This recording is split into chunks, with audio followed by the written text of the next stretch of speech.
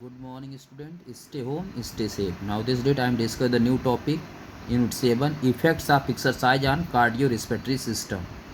Students, आपको यहाँ समझना होगा, यहाँ कार्डियो एंड रिस्पिरेटरी मीन्स अगर आपके पास पुरानी बुक है, ओल्ड बुक है 2018-19 की, तो वहाँ आपको अलग अलग इसके बारे में दिया गया है.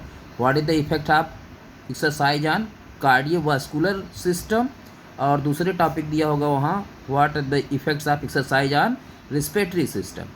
अब इसमें क्या किया गया है, इस 2019 के सिलेबस में या 20 के सिलेबस में इसको एक में मर्ज कर दिया गया.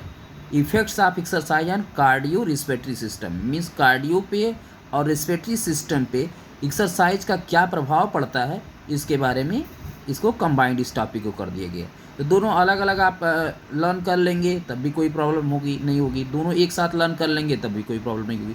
मीन्स अगर दोनों एक साथ ये 5 नंबर्स में अगर इस तरीके के क्वेश्चन आएंगे तो 5 नंबर्स के क्वेश्चन आएंगे. 3 नंबर्स के लिए ये बोल देगा कि कार्डियो से रिलेटेड कोई एक पार्ट को बताइए जिससे इफेक्ट्स पड़ता है, एंड रिस्पिरेटरी सिस्टम से रिलेटेड कोई एक पार्ट बताइए जिस पे, तो 2-3 नंबर इस तरीके से इसको क्वेश्चन को बना सकते हैं. तो पहले हम जानते हैं कि इसकी कॉन्सेप्ट को पढ़ लेते हैं.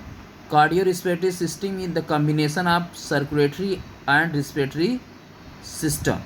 It helps to provide oxygenated blood to working muscles during exercise. Thus, it is the system which provides energy to body during exercise. Effects of exercise on cardiorespiratory system are hydrotherapy of heart. With regular exercise, the hydrotherapy in of heart take place. Thus, there is an increase in stroke volume, increased cardiac output. Cardiac output is amount of blood pumped out in 1 minute. Return of normal pulse quickly. The pulse or heart rate return to normal quickly after exercise. Thus, body feel relaxed after some time. Increase in tidal volume. It is the volume of air inhale, exhale during normal breathing. Vital capacity increase.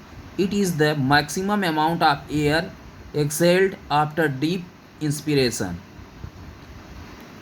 Next, increase in number of alveoli and pulmonary diffusion, faster adaptation to working load, increase in hemoglobin, decrease in blood viscosity density, maximal oxygen uptake ability increases, chemical composition of blood improves, reduction in cardiac problems, faster healing, hydrobalance in body, resting pulse increases, respiratory muscles become strong, new capillaries are formed, faster remove our waste, blood pressure regulation, resistance power increase, improve metabolic system, increase in aerobic endurance.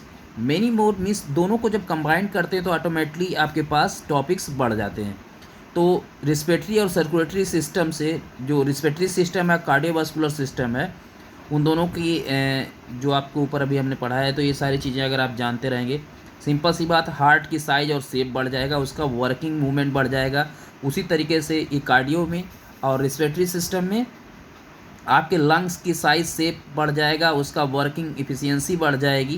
तो ये दोनों क्या करेंगे, दोनों मिल के working muscles को क्या करते हैं, ऑक्सीनेटेड मीन्स ऑक्सीजन से युक्त प्योर ब्लड की सप्लाई देते हैं, जिससे वो वर्किंग मसल्स क्या करती हैं, फटीग फील नहीं करती. और क्या करती हैं, तो वो फटीग फील नहीं करेंगी तो ज़्यादा वर्क करेंगी. तो ये इफेक्ट्स होता है एक्सरसाइज का कार्डियो रिस्पिरेटरी सिस्टम पे. Thank you student.